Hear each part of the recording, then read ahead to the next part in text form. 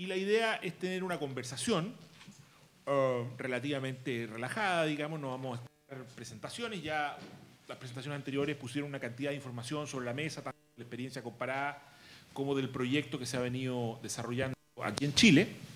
Y lo que queremos ahora entonces es que personas que tienen distintos roles al interior del sistema nos puedan dar su opinión sobre varias de las dimensiones del proyecto que vamos a tratar de discutir.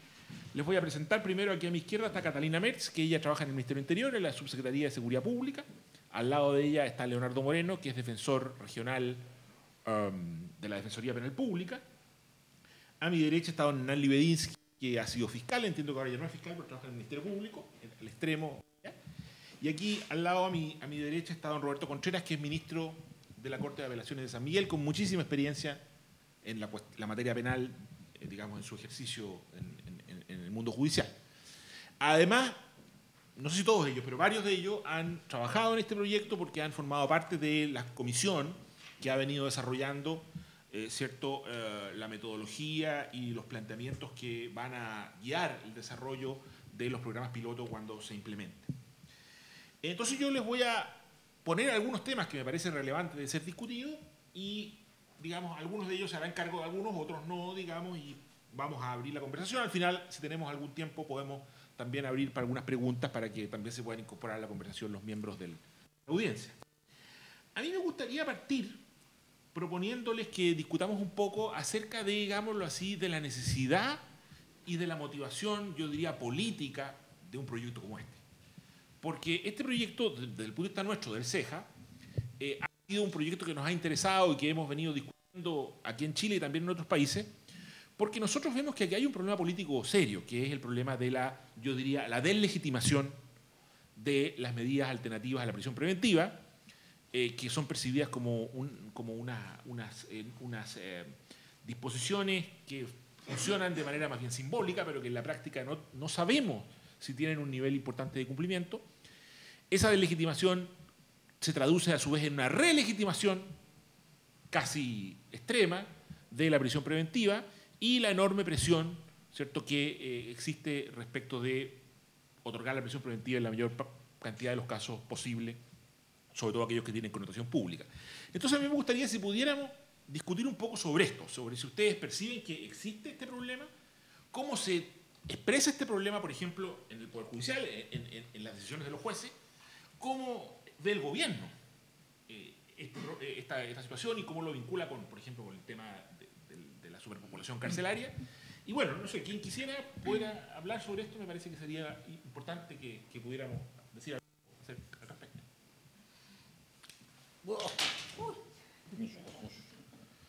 A ver, yo quisiera partir poniendo algunos puntos probablemente de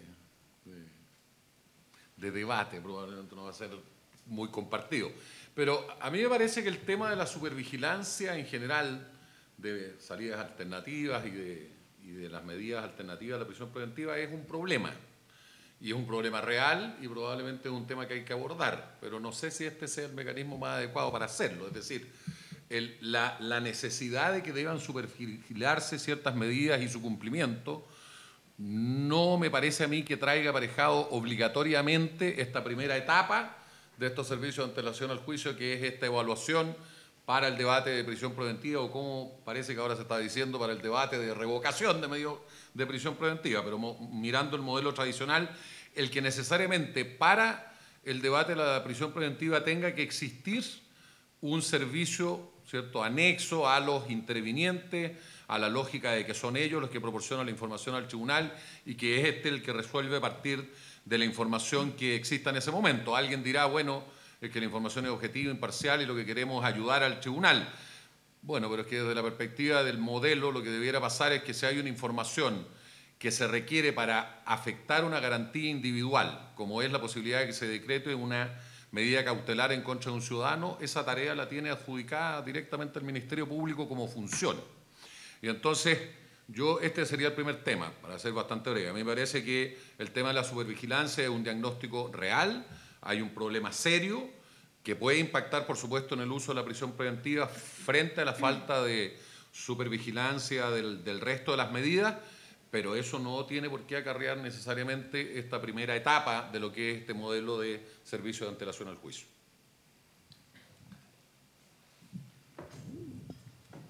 Sí, a ver, yo creo que efectivamente el tema tanto de las medidas cautelares como también de las penas alternativas están dentro de la agenda de trabajo del Ejecutivo, tanto por parte del Ministerio de Justicia como del Ministerio del Interior, desde un punto de vista de hacer uso racional de la cárcel. También está todo el tema de los brazaletes, en el entendido de que como policy, que sabemos que no necesariamente es lo mismo que política, ¿no es cierto?, partidista, como policy es el camino correcto, dejar la cárcel como última instancia, y que hay otros mecanismos de supervisión a estas alturas que pueden lograr fines bastante parecidos para una gran proporción de casos. Y en el caso de las medidas cautelares, efectivamente, la preocupación es porque a la entrada del sistema muchas veces hay una deslegitimación no solamente de las medidas cautelares, sino que del sistema completo. O sea, una persona que entra por esa vía y ve, ¿no es cierto?, que por el delito, el acto que cometió hay una acción asociada que no pasa nada, que si es que la incumple, deslegitima el Estado en ese sentido. Da lo mismo, en realidad yo te voy a imponer tal sanción, pero si no la cumples nadie se da cuenta y no tiene ninguna consecuencia. Por lo que como puerta de entrada es negativo que el sistema tenga esa reacción. Respecto a si es el único modelo o no, probablemente hay varios otros y nada obsta a que probando esta modalidad, tal como nos resulta implementarlo, vayan surgiendo modalidades distintas en el camino, pero lo que sabemos hasta ahora es que, habiendo la necesidad, los actores intervinientes no lo han hecho hasta ahora. Entonces uno se pregunta cómo movilizarlos hacia hacerse cargo de estos temas que, pudiendo hacerlo hasta ahora, no lo han hecho. A ver, yo creo que sí, ciertamente hay que hacer una distinción en la aplicación de este sistema, sea en la primera fase o en la fase preliminar, en la audiencia de control de detención, donde se imponen las medidas cautelares y fundamentalmente lo que mencionaba la prisión preventiva, y el seguimiento de aquellas medidas cautelares del artículo 155 del Código Procesal Penal. Indudablemente estamos en estadios distintos, porque la aplicación de las medidas del 155 permite un seguimiento y permite incluso, de alguna manera, la actuación oficiosa del juez. Por lo tanto, allí no hay inconveniente, me parece a mí, en que se le suministre, ya sea por los intervinientes o por un servicio, que se encargue de hacer esta supervisión en el cumplimiento de información con el objeto de que el juez tome la decisión más adecuada. Ahora, en la primera fase y en la fase preliminar, ahí el asunto es mucho más complejo. Comparto plenamente, porque se hace difícil la intervención, no tenemos una norma, ¿cierto?, que permita que el juez actúe directamente ni reciba una información que no sea la información proporcionada por los intervinientes directos, ya sea por el Ministerio Público o la Defensoría, y por lo tanto es un tanto complejo. Ahora, el tema es que si se trata de no entregar la información directamente al juez en esta fase previa, a mí me parece que el servicio puede actuar, ya sea asesorando al Ministerio Público o asesorando a la defensa, para que ellos sean los que entreguen la información en la audiencia respectiva. Hay experiencias que se han aplicado en otros ámbitos reformados, como en materia de familia, y a propósito también de la aplicación de cautelares en las causas de violencia intrafamiliar, que permiten también una actuación diagnóstica previa, a partir de la denuncia que se hace en la policía. Hay toda una evaluación ahí que hace incluso a través de un test que proporcionan los propios tribunales, y que esa información es derivada al tribunal con el objeto que la consejera técnica pueda hacer una evaluación de riesgo y propiciar o proponer al juez alguna medida cautelar de resguardo de la víctima. Es decir, hay una especie allí de alguna manera, actuación de antelación que permite el propio Poder Judicial y que valida con la orgánica propia del sistema. La situación sí, y esto hay que admitirlo, es totalmente distinto a lo que ocurre en el proceso penal. pero podría ser ahí, tenemos algún antecedente que puede ser interesante estudiarlo para ver de qué manera puede aplicarse quizá en este otro sistema procesal penal. ¿Tú querías decirlo? Ya que todos han hablado, No. algo tendré que decir. Ya, bueno, a ver, yo entiendo que la necesidad, ¿no es cierto?, de instaurar esta institución en Chile surge en parte por la escasa información que tendrían algunos jueces de garantía al momento de pronunciarse y resolver sobre la solicitud de prisión preventiva, ¿no es cierto?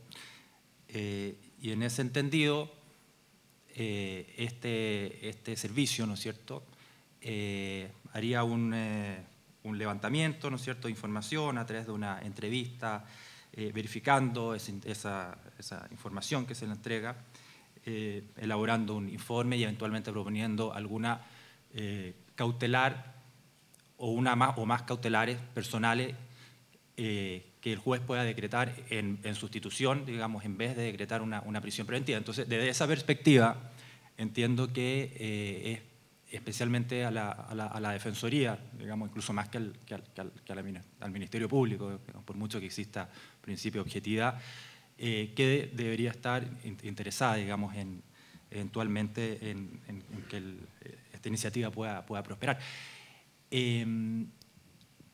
A nosotros, como Ministerio Público, nos interesa, por cierto, este servicio de antelación de juicio, siempre y cuando vaya aparejado la eventual concesión de cautelares del 155 por un efectivo seguimiento y control de los mismos, porque en la práctica sabemos que ese seguimiento o control muchas veces es nominal, ¿ya?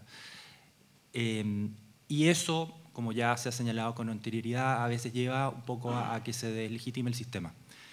En consecuencia, si es que se implementan, ¿no es cierto?, mecanismos de seguimiento, control y supervisión y se informa adecuada y oportunamente al juez y a los intervinientes del cumplimiento o no, y en caso de incumplimiento, bueno, que eventualmente pueda ser revocada las cautelares y se vuelva a la prisión preventiva, nos parece bastante adecuado. Ahora, lo que se discutía, si es que este informe tiene que ser entregado, bueno, ya sea al tribunal o a los intervinientes o a todos, digamos, es un tema que efectivamente se debatió bastante y es un tema que a mi juicio sigue siendo discutible, ¿ya? Y finalmente, como ya se señaló, se optó, digamos, por la fórmula de, aun cuando, bueno, estamos, obviamente que esto es una instancia muy preliminar, en virtud, digamos, de la oralidad, del principio de adversarialidad y contradictoriedad que se le otorgue, digamos, a los intervinientes, porque son quienes, en el fondo, proveen al juez de información de calidad para que éste pueda resolver, ¿no es cierto?, de la mejor manera. Es decir, estaría haciendo mal su pega el fiscal y el defensor si es que no proveen como corresponde al tribunal, ¿no es cierto?, de los mecanismos de la información de calidad para que éste resuelva. Ahora, eso tampoco obsta a que el juez durante el debate solicite, digamos, si es que lo tiene a bien el informe para, ¿no es cierto?, a lo mejor aclarar o recabar algún otro antecedente adicional que él estime importante a la hora de resolver. Pero lo que a mí sí me parece es que en ningún caso el juez podría tener acceso antes de la audiencia al informe que se evacúe, porque, bueno, podría eventualmente tener algún sesgo, estar prejuzgando o tener ya quizás tomado una decisión antes de la audiencia y antes que se produzca el debate, que es lo que verdaderamente interesa. A ver, a mí me gustaría poner otro tema, pero que creo que ya de hecho se empezó a discutir, que es un poco explicitar, porque las discusiones que han habido en relación con el proyecto están muy vinculadas a un poco la noción de quién debiera estar interesado o quién debiera promover el interés por que se haga tanto una evaluación como que luego se promueva el control. Y ahí parece que es donde hay más debate. Y a mí me llama la atención que que la cultura jurídica anglosajona, que es la de donde vienen estos mecanismos, donde se cultiva la adversarialidad originalmente, ¿cierto? A pesar de esa adversarialidad, que tendría a ser pensar, bueno, el que está interesado en el control en el Ministerio Público, en esa misma cultura jurídica hay también una enorme, una idea muy fuertemente afianzada de que son los jueces los que tienen un interés político-institucional en el cumplimiento de sus resoluciones. Que yo creo que es una cuestión bien interesante. O sea, a pesar de ese carácter adversarial, sin embargo, ese interés es muy claro. De hecho, en algunos países anglosajones incluso la justicia tiene, el sistema judicial tiene casi una policía para hacer cumplir sus resoluciones, como sobre todo los Marshall, esos dependen de los jueces. Y yo me pregunto si esto, ¿hasta qué punto es extrapolable a nuestra cultura jurídica? ¿O hasta qué punto es un problema que nuestra cultura judicial haya sido relativamente tan poco aprensiva respecto del cumplimiento de sus propias resoluciones? Cuestión que no solo se manifiesta en esta área. Por ejemplo, hoy día en materia de la reforma procesal civil, uno de los grandes temas es cómo podemos reformar el sistema de cumplimiento para lograr que la justicia adquiera mayores niveles de credibilidad y esto se tiene que ver con el cumplimiento. Incluso yo veía las noticias de los días recientes a propósito de algo que ocurrió en esta comuna con el alcalde y todo este lío. Bueno, ese ha sido uno de los temas, digamos, ¿cierto? ¿Hasta qué punto las resoluciones judiciales se cumplen y a quién le interesa que se cumplan las resoluciones judiciales? ¿Hasta qué punto los jueces no deberían ser proactivos en esa tarea? No sé si les parece un tema que yo, o a lo mejor lo he planteado de una manera un poco rara, pero yo creo que es interesante. ¿Hasta qué punto yo creo que no hay una visión compartida respecto de quiénes están interesados en que estas resoluciones, cualquiera que sean, se cumplan efectivamente? A ver, yo de nuevo, lo que tú dijiste a lo mejor se podría entender que tú piensas que es materia del Ministerio Público. A ver, lo que pasa es que yo insisto, yo creo que lamentablemente como este proyecto tiene dos patas, terminamos hablando de la segunda e involucramos la primera. Es decir, si la pregunta es, dictada una resolución judicial por un juez que decreta una suspensión condicional y establece las condiciones y el plazo, o decreta una medida cautelar del 155, por supuesto que incluso por mucho que yo venga a la defensa, es evidente que el sistema requiere que esa resolución se cumpla, digamos, que esa resolución tenga efecto en la comunidad, que es precisamente donde va, que es el sentido de la decisión que está tomando el juez. Y por tanto, en ese contexto yo vuelvo a decir, me parece que el tema de supervigilar, de verificar que se cumplan condiciones o que se cumplan efectivamente las medidas que decreta un tribunal, es un tema de validación democrática del sistema al final, más allá de que uno esté en la defensa o en el Ministerio Público. Es decir, si la resolución judicial, entre comillas, no tiene ningún imperio en términos de que no se cumple, bueno, se deslegitima todo el sistema y particularmente el Poder Judicial. Pero vuelvo a lo mismo. ¿Dónde se entronca entonces aquello en lo que podemos estar de acuerdo con incorporar un paso previo que es que dice, mire, yo voy a evaluar primero a este señor, voy a generar información que él mismo me va a generar, donde yo ya tengo problemas con la presunción de inocencia, con el rol de quienes son los que deben proveer la información y para decirlo derechamente, más allá de las dificultades que pueden haber y que podrían significar reformas legales que podrían ser perjudiciales para la defensa, como ampliar el plazo de la detención, el rol de proporcionar la información para que este juez tome una decisión es del fiscal y del defensor. El fiscal es el que está pretendiendo afectar la presunción de inocencia de un sujeto. Y aquí vuelvo a un tema que me parece, Cristian, que también es relevante, porque uno habla de los objetivos del modelo. La pregunta es de dónde se construyen los objetivos de este modelo. La idea de este modelo es legitimar la prisión preventiva y a partir de ello bajar en la escala para permitir la aplicación de medidas cautelares menos afectatorias y verificar su cumplimiento, o estamos hablando de un modelo, como yo lo entiendo, basado en la presunción de inocencia, donde el sujeto puede enfrentar perfectamente el proceso en libertad, y entonces lo que yo estoy hablando, en el sentido de que el estándar de acreditación es del Ministerio Público y es relevante que el juez verifique que este estándar se satisfaga por la intervención del Ministerio Público, es un tema relevante. Y en ese contexto, entonces, si una agencia estatal va a tener que proporcionarle información a este Ministerio Público para que pueda cumplir ese rol, bueno, yo tengo mis reparos, digamos, ¿no? Y tiene que ver con el objetivo, lo mismo. Si el tema de la verificación del cumplimiento me parece súper razonable, pero la pregunta es, ¿cuál es el énfasis? El énfasis es controlar que se cumpla, para los efectos de incumplimiento obtener una medida cautelar más gravosa, es decir, sancionar al que incumple, o la idea es generar una política pública que de verdad tenga por finalidad ayudar, apoyar, ¿cierto?, e impulsar el cumplimiento. A mí me parece que más allá de las buenas ideas, estas cosas no están claras en el proyecto. O sea, yo podría perfectamente sostener que el Pretrial Service en Chile quiere establecer la prisión preventiva y bajar de allí a otras medidas cautelares porque lo que tiene es intereses económicos, como se decía aquí mucho de cuánto cuesta un preso, cuánto no cuesta un preso, y entonces lo que quiero es generar una alternativa a la cárcel, y entonces ya no estoy hablando de la presunción de inocencia, y por otro lado, en el cumplimiento yo puedo decir, mire, lo que a mí me interesa es que mi preocupación, de nuevo, es meramente de seguridad pública, y lo que me preocupa es que se incumplan las cautelares.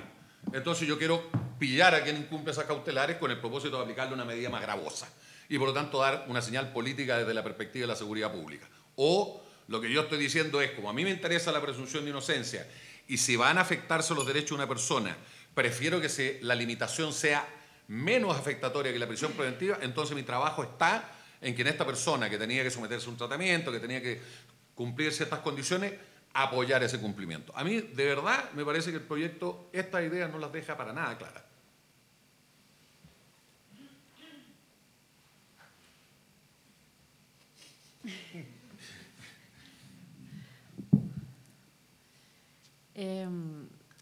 A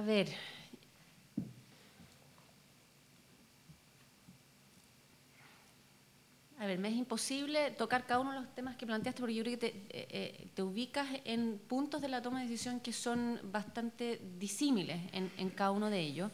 Y tal como se expresa en el Plan Chile Seguro, el objetivo es hacer cumplir las medidas cautelares. Ahora, yo no concuerdo que ahí el objetivo sea pillar al que no incumple y grabarlo más. No, es que la naturaleza humana, lamentablemente, es que si no tiene consecuencias, la probabilidad de que se incumpla es más alta que si tiene consecuencias. Y por lo tanto, el principal objetivo es ese. De hecho, ni siquiera tenemos la palabra, law enforcement. Es que exista law enforcement, básicamente eso es lo que tengo que agregar. A ver, bueno, en relación un poco al rol del juez, sí, yo creo que ese es un tema que está así ahí subyacente y que lo planteó incluso aquí nuestro amigo Cristian. Y un poco hay que enfocarse en lo que es la visión tradicional del rol del juez. Si entendemos que el rol del juez es simplemente un árbitro que está frente a la intervención de las partes y que de alguna manera no está comprometido en el resultado de lo que decide, indudablemente que podemos entender que el esquema en esa perspectiva no funciona. Pero en la visión de lo que es el rol del juez moderno, ¿cierto? Aquel que le interesa la efectividad en el cumplimiento de sus decisiones y que éstas puedan procurar el objetivo, ¿cierto?, que se pretende a través del proceso, evidentemente que la falta de información atenta en esa perspectiva.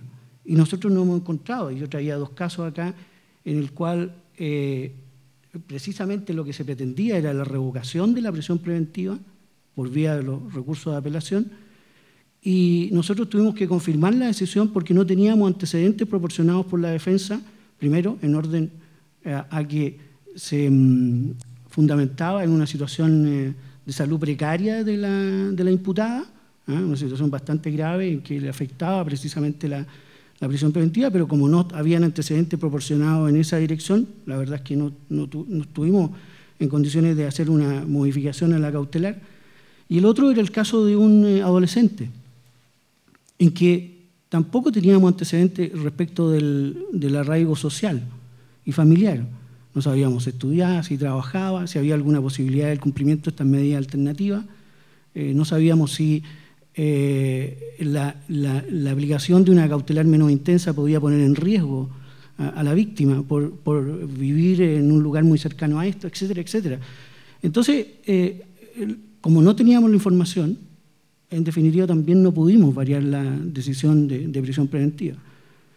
Entonces uno dice, y uno queda con la sensación, de alguna manera, que si tuviera alguna herramienta que nos permitiera a nosotros como parte de un sistema punitivo, ¿cierto? Los jueces cumplen un rol en la sociedad que está bien delimitado, y que hacen efectivas sanciones, etcétera, etcétera. Por lo tanto, si tuviéramos herramientas para que efectivamente merezca, o sea, se otorgue la sanción a quien lo merezca, o bien se aplique una cautelar realmente a quien lo merezca, debiera ser nuestro norte y nuestro objetivo. Entonces, por lo tanto, allí contar con información que nos permitiera, por ejemplo, a través de un repositorio, ¿cierto?, digital, que no tuviera acceso directo al juez, pero que sí el juez pudiera procurar que las partes en algún minuto, ¿cierto?, incentivarlas a ocupar esa información que está allí, y que a través de ellas precisamente se incorporaran a la discusión. Yo creo que sería un elemento que va en esa dirección de legitimar, en definitiva, no solo la función del juez, sino que la actividad del Estado, todo. Yo quería tocar, por favor, lo que quieran hablar me pide. Yo quería, a ver, avanzando un poco, poner otra, aunque está estrictamente vinculado con lo que hemos venido discutiendo, y con el fin de ser provocativo, a ver, yo tengo la sensación de que hay muchas dificultades para llegar a consenso en este proyecto. Probablemente va a ocurrir lo mismo con otros proyectos. ¿Hasta qué punto uno podría decir que lo que está ocurriendo de alguna manera es que hay una especie de empate y que de alguna manera nadie quiere arriesgar de salir de ese empate porque de alguna manera resulta cómodo? A ver, ¿en qué sentido? Yo tengo la sensación de que lo que hoy día ocurre, y ustedes me dirán si a lo mejor estoy muy equivocado, es que hay un grupo pequeño de delitos que son básicamente inescarcelables hoy día. Tanto porque la ley lo dice, como por la presión pública, como por todo, digamos. Que son los delitos que tiene pena de crimen y algunas otras hipótesis, pero que son relativamente pocos, pero son muy significativos. Respecto de la gran masa de delitos que son menos graves, lo que hay es que se aplican con bastante liberalidad medidas alternativas que no se controlan. Y de alguna manera la Fiscalía está contenta con ese universo de delitos inescarcelables, probablemente hasta cierto punto los jueces también, porque ahí es donde se pagan las grandes, o donde pagaron históricamente los grandes costos de legitimidad, y hoy día eso está más o menos claro. Y la defensa está contenta con este otro grupito, donde está segura, digamos, que puede obtener gran cantidad de libertad, y tampoco tiene mucha esperanza de ganar mucho en el otro ámbito. Entonces, de alguna manera, yo creo que eso nos ha generado una situación de relativa estabilidad, y yo creo que este proyecto, digámoslo así, para cualquiera representa un riesgo. Probablemente, claro, si la defensa le dijéramos, mira, vamos a trabajar en este proyecto sobre el grupo de los inescarcelables, a lo mejor se entusiasmaría, pero siempre que no haya riesgo en el grupo de los que hoy día están saliendo libres, probablemente a la Fiscalía le puede pasar un poco lo mismo. Pero yo creo que esto es bastante fatal. No me parece que sea un empate, digamos, constructivo, porque si cualquiera de nosotros llega a ser imputado por un delito con pena de crimen, la presunción de inocencia a la que invoca Leonardo, la verdad es que no existe. Entonces, digamos, hay ahí un problema. No sé cómo lo ven ustedes. A ver, me tocaba a mí. Sí. No, pero sí, da lo mismo, en cualquier orden. No. Sí, yo estoy plenamente de acuerdo. Un poco volviendo a lo que yo señalé antes, digamos. En el fondo, claro, acá lo que la Fiscalía, entre comillas, podría perder es que respecto de casos en que normalmente se debería dar la prisión preventiva y no hablando de delitos absolutamente inescarcelables, porque ahí van a seguir siendo absolutamente pero hay algunos que puede suscitarse la discusión, ¿no? Entonces ahí eventualmente, efectivamente, si es que hay un informe, no sé, favorable y el tipo tiene arraigo, ¿no es cierto? Y es muy posible que cumpla cautelares personales si se le imponen, entonces el juez no va a la prisión preventiva y va a imponerle cautelares personales. Entonces ahí nosotros estaríamos perdiendo. Y desde el punto de vista de la Defensoría, claro, es decir, si es que al imputado se le imponen ¿no es cierto?, condiciones de escasa, poco gravosas, digamos, y que en la práctica tampoco se van a cumplir, digamos, o la fiscalización va a ser insuficiente, entonces no le va a erogar ningún perjuicio. Entonces la Defensoría de esa perspectiva está también satisfecha, pero claro, si es que a los imputados se le van a estar imponiendo condiciones, ¿no es cierto?, que van a ser objeto de seguimiento y control, y eventualmente eso puede significar un gravamen porque se pueden sustituir por cautelares más gravosas o perniciosas, sí, es un tema que quizás les deba preocupar. Entonces, eso del empate, digamos, y de que la situación siga como en un statu quo, quizás es algo que puede acomodar a las dos instituciones, pero no por ello va a ser la mejor solución, digamos. Es decir, yo creo que uno no puede por eso conformarse y cerrarse, digamos, que las cosas sigan tal cual, y bueno, obviamente en la medida en que esto pueda seguir siendo objeto de debate y ver las formas de perfeccionarlo, ¿no es cierto? Bueno, hay que seguir discutiendo.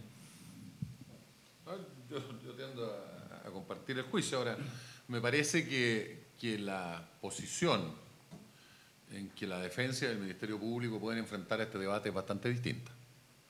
Es decir, la acreditación de un estándar corresponde al Ministerio Público y si ocurre el caso que señalaba el ministro, lo que tenemos otro problema. Es decir, vuelvo a decir, de repente pasamos de un tema y nos metemos en otro problema y no nos hacemos cargo del problema. El problema en Chile hoy día es muy simple. La pregunta que yo haría, y que no tiene respuesta para mí, es ¿qué responsabilidad tienen los fiscales y los defensores ineptos? Y yo me atrevería a decir que en Chile ninguna. Y por lo tanto, ser incompetente y por lo tanto generar estos problemas que ustedes plantean es gratis. Y por lo tanto ahí hay un tema que de nuevo no tiene que ver con esto y tiene que ver con qué capacidad tenemos de controlar cómo funcionan estas instituciones públicas respecto del rol que se les ha concedido. Porque efectivamente si yo digo que creo un sistema adversarial donde el rol de parte es proporcionar la información que el juez requiere, si alguno de esos litigantes no lo hace, entonces no solamente tiene una consecuencia procesal, que es la que dice usted, bueno, eventualmente yo tuve que mantener una prisión preventiva porque la defensa no me proporcionó la información. La pregunta es otra. ¿Y ese defensor que no hizo su trabajo? O ese fiscal que teniendo antecedentes, ¿cuántas veces pasa que los antecedentes no se esgrimen ante el juez de garantía y curiosamente aparecen en la apelación ante la Corte de Apelaciones? Entonces uno también se hace la pregunta, bueno, si este antecedente estaba en conocimiento del Ministerio Público, ¿por qué tiene que aparecer en la Corte de Apelaciones y no apareció en el debate del juez de garantía? Entonces ahí ese otro tema, vuelvo a decir, es un tema de cuál es la responsabilidad de quienes están haciendo el trabajo para que estas instituciones legales funcionen, porque la ley no funciona por sí sola. Pero también, vuelvo a decir, aquí hay una posición distinta. El Ministerio Público tiene una obligación de acreditar y la defensa, y esto lo sabemos y entiendo que es la base del sistema acusatorio, primero yo no tengo ninguna obligación legal de proporcionar ninguna información salvo mi identificación. Norma expresa del Código. Yo, cuando tengo información, debo decidir desde la perspectiva estratégica de la defensa con mi defensor si me parece razonable o no proporcionar esa información. Por lo tanto, pongo un tema nuevo, Cristian. A mí me parece que la defensa podría eventualmente entrar en este debate si lo que estamos hablando es que yo me entrevisto primero con mi defensor y con mi defensor determino si quiero contestar la encuesta o no. Porque alguien dirá, no, es que la información es neutra, imparcial, objetiva, etcétera. Pero perdónenme, hay información que yo podría dar absolutamente simple que podría terminar afectándome. Decir que yo soy cónyuge o conviviente de alguien podría determinar la configuración de un delito de violencia intrafamiliar. Referirme o no a mi conducta pasada puede significar que ese sea un antecedente que se esgrima, no porque lo proporcione, y aquí es mi punto, no porque el Ministerio Público está sacando mis antecedentes policiales o el Ministerio Público está sacando mi certificado de antecedentes. No, el imputado, supuestamente presumido inocente, con su conversación con la persona del pretrial service, le proporcionó información útil ahora para la persecución. Entonces, yo digo, si esto es razonable, porque efectivamente en algunos casos, como tú lo plantea, Cristian, efectivamente me va a convenir, pero en otros casos puede que no me convenga. Y esa decisión tiene que ser una decisión informada, porque si no, de nuevo entramos en los debates típicos de este país, en que decimos, no, si aquí se garantiza la presunción de inocencia y el derecho a guardar silencio, pero resulta que la renuncia a ese derecho se hace sin asesoría legal. Entonces, ¿cuál es el contenido material de esa garantía? En este caso, yo puedo renunciar y decir sí, más allá de entregar mi identidad, que es mi única obligación legal en el Código Procesal Penal, voy a proporcionar otros datos que pueden servir para un debate que me puede ser beneficioso en cuanto a la resolución del tribunal, ningún problema, pero que lo adopte con su defensor técnico que le permita a él saber que esa decisión está mirada de una perspectiva estratégica, ¿no? Ese también me parece que es un punto de vista que se debe considerar y que claramente, a mi juicio, pone en una situación distinta al Ministerio Público y a la defensa frente a la posibilidad de proporcionar antecedentes al tribunal. No, ¿alguien quiere abordar? A ver, No, no. yo solo sí, que se parte de un supuesto que en realidad no está claro en el proyecto, que sea así como se plantea. O sea, la renuncia, ¿cierto?, que hace el imputado en el momento de ser detenido, ¿cierto?, y someterse a este sistema, no necesariamente es individual y sin la asesoría del defensor. O sea, nosotros, en el proyecto no se plantea de esa manera, porque bien podría ser, ¿cierto?, como ocurre, y una discusión que se planteó a propósito de los tribunales de tratamiento de drogas, o sea, de qué manera, ¿cierto?, se hacía la intervención en el centro de justicia y si iba a haber asesoría del imputado, ¿cierto?, para explicarle la situación, si se allanaba la suspensión condicional del procedimiento en esta vía que hay de ahí entre traslados desde Gendarmería a los tribunales, y se optó por una solución en la cual intervenía la defensa. Yo no veo por qué en este caso podría no intervenir, o sea, se entiende que no interviene la defensa. O sea, de todas maneras podría intervenir. Por eso me parece un buen resguardo, pero ese resguardo no está. A ver, perdónenme, pero una cosa son las buenas intenciones o los dichos que uno puede decir en una conversación, y otra cosa es que esto tendrá que plasmarse en un proyecto. Pero hasta donde yo fui en algunas conversaciones nunca escuché ni a alguien del Ministerio del Interior, ni a nadie que haya planteado este proyecto, y sería bueno aquí saber la opinión de las personas que lo implementaron en Estados Unidos y en México, que previo al contacto de este servicio se intervenga con el defensor. Yo me atrevería a decir, por lo poco que he leído, porque no me voy a declarar experto en el tema, que eso no ocurre.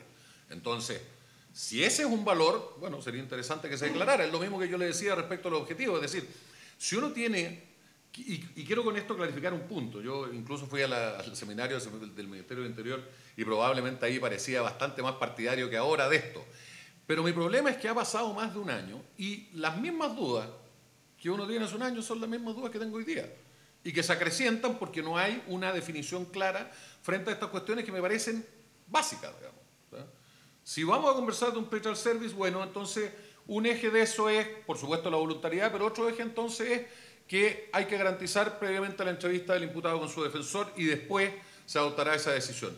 A mí me parece eso interesante, digamos. Yo no estoy diciendo que se tenga que aceptar, pero ni siquiera se debate. Tienen por finalidad básicamente acreditar un arraigo social y familiar, digamos, ¿sí? Y no se le pregunta a los imputados sobre su participación en el hecho, sobre otros antecedentes que puedan incriminarlo. Puedo estar equivocado, y obviamente que la persona que realiza la encuesta también tiene que estar sumamente capacitada, digamos, y en conocimiento de qué preguntas corresponde formular y qué preguntas no corresponde formular. Por otra parte, en cuanto a la posibilidad de que esté el defensor presente, bueno, sería lo óptimo. Pero en la práctica yo veo que si esto se llegara a implementar no va a ocurrir. ¿Por qué? Porque básicamente por dos razones. Primero, acá esta entrevista se realiza contra el tiempo, que eso yo veo una limitación bastante importante en cuanto a las posibilidades de éxito, porque estamos hablando desde el momento, ¿no es cierto?, que se practica la detención hasta el momento de la audiencia de control de detención. Y los tiempos son bastante escasos como para poder recabar la información, poder contrastarla, digamos, elaborar el informe. Bueno, eso por un lado. Y por otra parte, un tema bueno, práctico. La verdad es que, por lo menos mi experiencia, a lo mejor cambió la realidad, porque yo hace algunos años dejé de ser fiscal. Por regla muy general, los defensores se entrevistan con los imputados en la audiencia misma, en la audiencia de control de detención, a puertas de iniciada, digamos, la audiencia. Entonces, si eso ocurre así, yo no sé, digamos, si es que es posible esperar que los defensores efectivamente estén presentes en todas las entrevistas que se realizan a los imputados en los lugares de detención, ya sea en las unidades policiales o en el centro de tránsito, digamos. Sería lo óptimo, obviamente. Pero yo la verdad es que por lo menos la realidad que yo pude experimentar, veo difícil, y lamentablemente lo digo, que eso pueda verificarse desde un punto de vista práctico. Perdón, yo aquí no puedo dejar pasar un tema que me parece relevante decir, y es interesante que aquí hay jueces que puedan ratificar lo que yo voy a decir. El conocimiento de la defensa de las personas detenidas y que pasan eventualmente a un control de detención es proporcionado por los tribunales, porque el Ministerio Público, pese a que en algún momento se modificó el código, señalando que el Ministerio Público debería informar sobre las personas detenidas para los efectos de que pudiera generarse el contacto del imputado con el defensor, El Ministerio Público siempre ha respondido que ellos lo pueden hacer solo cuando ellos terminan su agenda de controles, que es a las 6 de la mañana. Entonces, cuando se dice aquí que es la defensa la que no llega a un cuartel policial o no concurre al lugar de una detención, no es por falta de disposición de la defensa, sino que derechamente porque el Ministerio Público no le avisa a la defensa que tiene detenido. A ver, yo quería comentar lo que habías dicho antes. No esto, porque eso quizás nada lo quisiera comentar, pero no, es en relación a lo que habías dicho antes, porque yo creo que es una cosa que, digamos, yo creo que tiene una respuesta, que no se haya explicitado, a lo mejor es un error de información. La verdad es que yo creo que no es una buena idea que los defensores se entrevisten con el imputado antes de la entrevista. Por varias razones, pero la primera es porque si esto es algo que funciona de manera sistémica y el defensor toma la decisión estratégica de no responder la entrevista, eso va a perjudicar al imputado. Porque claro, si el juez es informado por el fiscal, digámoslo así, en el peor de los casos, que este imputado por alguna razón no quiso responder la entrevista, cuando esto funciona sistémicamente y el juez espera que en general hay un reporte en cada uno de los casos, claramente eso va a operar como una presunción en su contra. Entonces a mí me parece que esa no es la solución. Yo creo que la solución es otra. La solución es, y que está en la filosofía del proyecto, y en toda la experiencia a mí me parece comparada, es que quede muy claro que la entrevista no puede contener información que pueda ser utilizada de ningún modo, ya sea porque no la contenga, pero aunque la llegara a contener por una vía lateral, por ejemplo, ejemplos como lo que dabas tú eventualmente, que bueno, el tipo dice que soy casado y resulta que eso podría comprometer su persecución. Es un ejemplo un poco, porque es difícil que el Ministerio Público no se vaya a enterar de eso, pero supongamos que fuera así. Excluir esa información, en principio, si se llegara a incluir, establecer mecanismos para que no pueda ser usada con mérito probatorio, que no pueda ser usada de modo adversarial. Pero eso, ¿cómo se logra? Eso se logra a través de, y que yo creo que es una de las principales virtudes de la metodología que se ha venido planteando, digamos, por los anglosajones, que son los que inventaron esto, y es que todos los instrumentos a través de los cuales se realiza en la práctica esta metodología son consensuados. O sea, aquí nadie, digámoslo así, sí, y creo que el proyecto lo ha respetado hasta ahora, ¿cierto? No se va a elaborar un informe, no se va a elaborar ninguna pauta de entrevista sin que estén absolutamente de acuerdo, hasta en sus mínimos detalles, los defensores, los jueces y los fiscales. Y todo eso debiese resolverse en ese escenario. Porque yo estoy de acuerdo que si mezclamos de alguna manera esto con la lógica adversarial, no, hay que excluirlo, tiene que ser una lógica distinta. Y hay que tomar las medidas para que eso sea así. Yo creo que eso es posible sobre la base de un acuerdo. Bueno, y el último tema que yo pensaba poner, pero me parece que ya de alguna manera está en la última intervención de Leonardo, yo diría que ha puesto un primer elemento para eso, es qué posibilidades hay de avanzar consensualmente a ir perfeccionando el sistema. Porque yo creo que está esta inquietud, está este problema, que yo creo que es un problema real. Aparentemente el consenso está siendo muy difícil, pero hay otros problemas.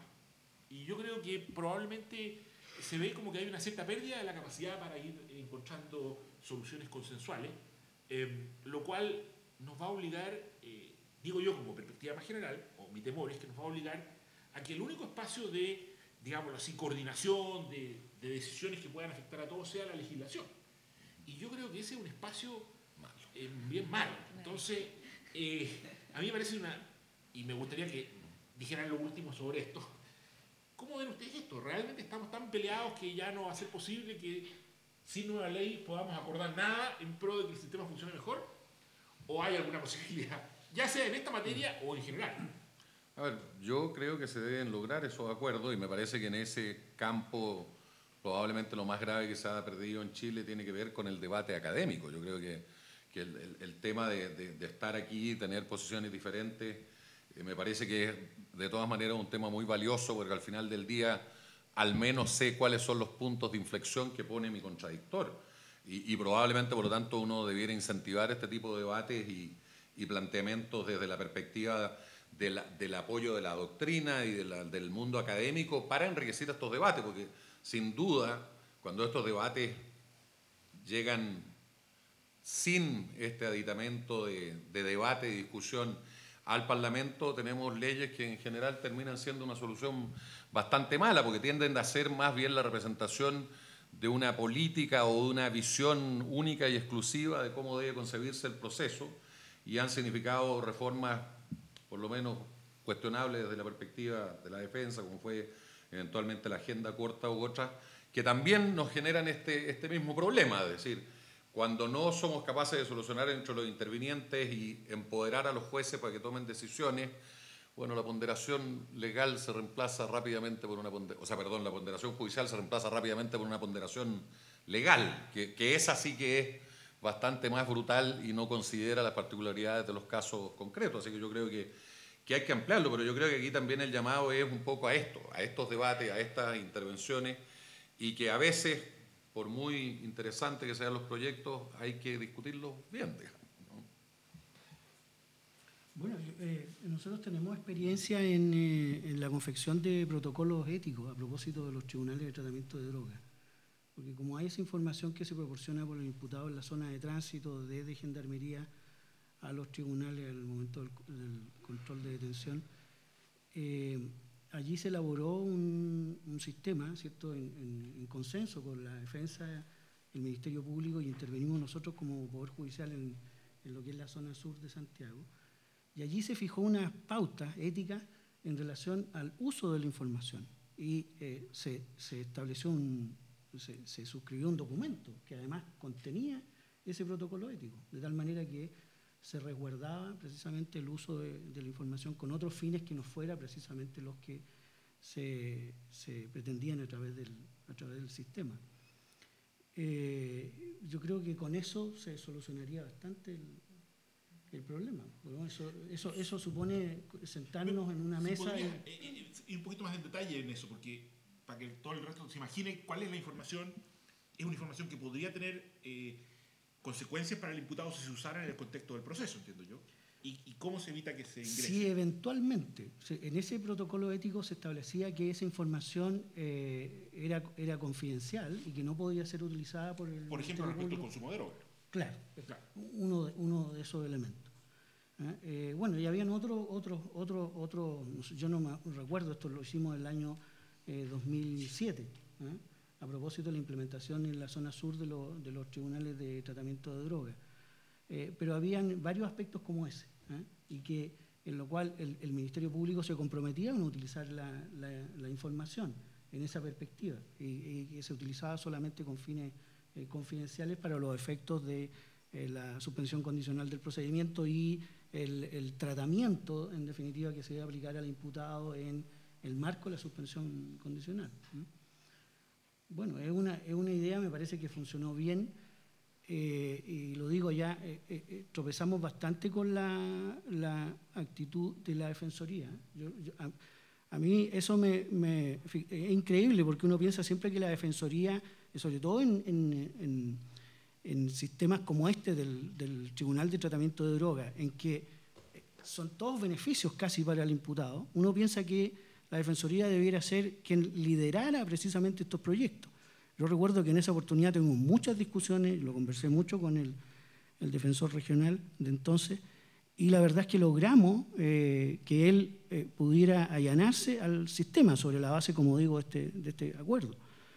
Pero nos llamó mucho la atención eso, que el Ministerio Público sí estaba allanado a resguardar esta confidencialidad, a no utilizar la información con fines de persecución penal, y que al contrario, o sea, la Defensoría tuvo muchos inconvenientes. Inconvenientes que también tuvimos incluso en la sala de responsabilidad penal adolescente, que funcionaba también en los tribunales de la zona sur de Santiago. Yo no sé, a veces quizás la metodología o los mecanismos que se tienen nos pierden un poco de los objetivos de sistema, yo creo. Y eso un poco está detrás. Que de alguna manera todos somos parte de este sistema. Los defensores, los fiscales, los jueces, tenemos una misión que cumplir en relación a la sociedad. Yo creo que se nos pierde esa perspectiva, que de alguna manera yo creo que estamos recuperando a través de mecanismos como los tribunales de tratamiento de drogas, como los servicios de antelación de juicio, que me parece que son una buena medida, como el centro de medidas cautelares que funciona en los tribunales de familia. Porque ahí precisamente se busca esa mirada de sistema, y de cara a la sociedad, de cara al hombre común, de cara al ciudadano común que ve que estos intervinientes del proceso, junto con los jueces, ¿cierto?, que son los órganos oficiales del Estado, en definitiva cada uno resguarda, como decías tú, su parcela, de alguna manera su espacio limitado, y lo resguarda de alguna manera con una energía que quizá debiera desplegar en otra dirección. Y por lo tanto, esta mirada, como digo, de la justicia restaurativa que tienen los tribunales de tratamiento de droga, en que el juez se compromete de alguna manera con la rehabilitación del imputado a través de un seguimiento y que va más allá de la obligación que él tiene como juez, que es resolver las condiciones de la suspensión condicional del procedimiento. Se compromete mucho más allá en una actividad que de ninguna manera está establecida en los textos legales. Y tiene ese compromiso, y él es el que lidera el proceso de rehabilitación del imputado hacia el cumplimiento no solo de las condiciones impuestas en la suspensión condicional, sino que también de la rehabilitación, o sea, de la reintegración del imputado a la sociedad. Entonces, yo echo de menos eso, y en toda la actividad que he hecho de gestión, de que llevo ya bastante tiempo, de alguna manera como que siempre nos tropezamos con las mismas piedras. Y aquí veo que en este servicio de antelación de juicio, que tiene toda una serie de elementos que, claro, debemos sentarnos a discutir quizá y ver cuáles son las posiciones de cada uno, pero detrás de esto existe de alguna manera una pretensión de validar lo que es el funcionamiento del sistema judicial, no solo de los jueces, sino que de los defensores, de los fiscales y de todo lo que compone la orgánica del sistema judicial, de alguna manera pueda validarse, ¿cierto?, ante la sociedad. Y quizá eso de alguna manera trae como consecuencias también la forma en que nos percibe la comunidad. Somos casi los peores evaluados desde el punto de vista de lo que es las encuestas de opinión pública por lo mismo. Y yo no digo que los jueces no ponemos esfuerzo, estamos hace mucho tiempo trabajando en esta perspectiva, y yo creo que a quienes están sentados en la mesa acá les consta que hemos estado trabajando intensamente en el Poder Judicial hacia cambiar esa visión. Pero nos entrampamos en esta discusión a veces, como digo, que es muy quizá pequeña en esta dimensión de sistema y de cara a la sociedad y a nuestro rol en la sociedad, que ciertamente nos perjudica, y perjudica a todos, digamos, no solo a nosotros. A ver, yo me gustaría pedirte aquí tu opinión. Porque no, en el sentido siguiente, Catalina primero tiene experiencia de gobierno, que yo creo que es algo distinto, o sea, que tiene propósitos, digamos, propósitos que trascienden la dinámica interna del proceso, sino que un propósito más de política pública. Y en segundo lugar, ella no es abogada. Entonces yo creo que es interesante conocer su opinión acerca de cómo percibe ella, desde el punto de vista de quien quiere formular una política pública que involucra el sistema de justicia, estos problemas que hemos estado viendo, o sea, la posibilidad de generar propósitos comunes y de establecer consensos operativos para lograr que se concreten.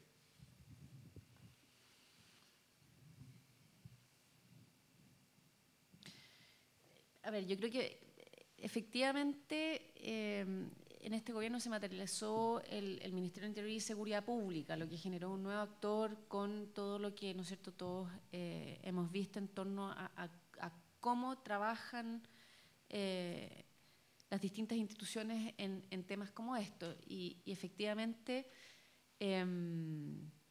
bueno, ha sido lento porque requerimos mucho de las instituciones que ejecutan finalmente estas cosas, por todos sabidos la historia que ha tenido el Servicio de Antelación a Juicio, y por lo tanto habían cuestiones previas que resolver y que han sido difíciles de resolver porque requieren ciertos niveles de convencimiento y tampoco nos valía mucho la pena seguir avanzando en definir detalles cuando todavía se ve muy lejana la puesta en marcha. Yo creo que el debate académico es muy necesario, pero es mucho más valioso el debate que teníamos, por ejemplo, en el comité técnico de los servicios de antelación a juicio, en que hay un representante de cada una de las instituciones y en que efectivamente el espíritu es moverse en los espacios de comodidad de cada una de esas instituciones. Y lograr, yo estoy muy confiada en que este proyecto va a tener un ámbito en que se traslapan las distintas instituciones en sus rangos de comodidad que van a ser importantes. Ahora yo concuerdo que como sistema, dada la falta de información que hay sobre los outputs, ¿no es cierto?, las distintas instituciones y cómo esos outputs impactan en mayor o menor delincuencia, ¿no es cierto?, toda la discusión en torno a qué es prevención, qué no es prevención.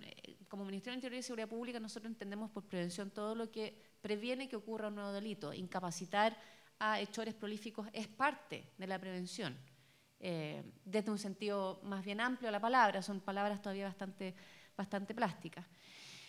Y mientras no tengamos mejores sistemas de rendición de cuentas, es efectivamente muy difícil que las instituciones tengan por sí solas los incentivos para moverse en esta dirección, más allá de procesar adecuadamente caso a caso, tener una visión de resolución de problemas, todo lo que la evidencia empírica a esta altura dice que efectivamente funciona.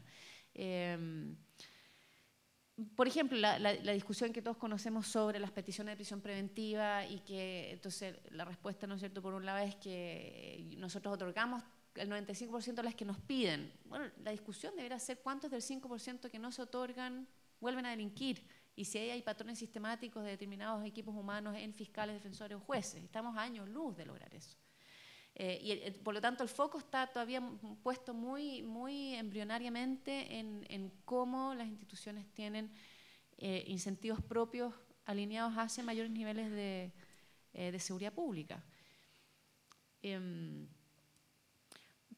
Pero yo veo que hay un camino que se está trazando. El Consejo Nacional de Seguridad Pública está generando una dinámica que es distinta, pero claramente todavía depende de cómo eso se vaya instalando y de cómo se van instalando estas nuevas formas de relacionarse entre los distintos actores. Se reactivó la comisión, ¿no es cierto?, de la reforma procesal penal dentro del Ministerio de Justicia. Yo veo que hay movimientos, hay cosas, por ejemplo, en la última cuenta pública del fiscal nacional anterior que van muy en esta línea. O sea, hay camino avanzado, pero falta todavía bastante por recorrer y que también tiene mucho correlato con la publicidad de la información, de cómo cualquier persona puede enterarse de un poco lo que decía usted, ¿no es cierto?, de cómo fiscales y defensores hacen definitivamente su pega, que es actualmente absolutamente oscuro para la ciudadanía en general. Bueno, ya se nos acaba el tiempo, así es que vamos a agradecerles a todos los asistentes. Creo que ha sido una conversación bien interesante y esperemos que sigamos en el futuro dialogando sobre este mismo tema. Hasta luego. Gracias.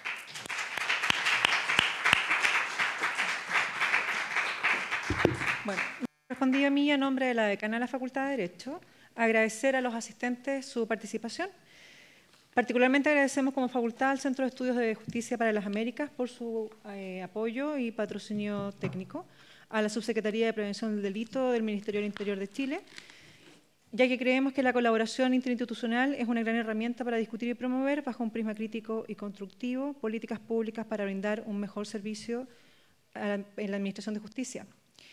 Particularmente también queremos agradecer a cada uno de estos últimos expositores que nos han acompañado, ilustrándonos con sus perspectivas que tienen asiento en la práctica y ejecución de cada una de sus respectivas funciones, lo que torna más rica la discusión que precede a las reformas e innovaciones legales y nos nutre en nuestra formación como operadores del sistema de justicia. Muchas gracias.